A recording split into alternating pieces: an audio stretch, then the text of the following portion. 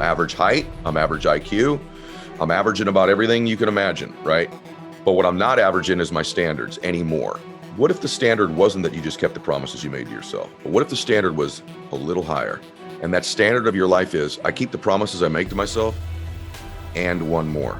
Most people don't know where their time goes, don't know how to manage their time, and then they get to the end of their life and they don't know where their time went. How do you consider time, process time, and educate people about time? We are still managing and measuring time the same way we did 300 years ago. A day is still 24 hours. Who the hell came up with this crap? I get 21 days a week now. I get 3 days in the day. I get 21 days a week. You get 7. Stack that up over a month. Who's going to win? Stack it up over 6 months. Who's going to win? Stack it up over 6 years. And I've had thousands more days than you. I'm going to crush you.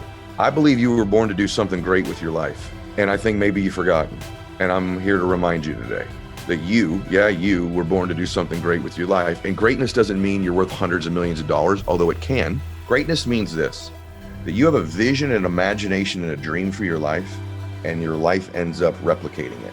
Do you know what I would give for one more round of golf with my dad? Do you know what I would give for one more talk with my dad? If you're listening to this right now, what if I told you only get one more conversation with your children? How much more precious does that one more become? What if I told you you only get one more dance with your sweetie pie, with your sweetheart? What if I told you this was the last podcast or your last meeting? What if you started to treat things in your life like you only have one more of them? And all of a sudden, your whole universe will change.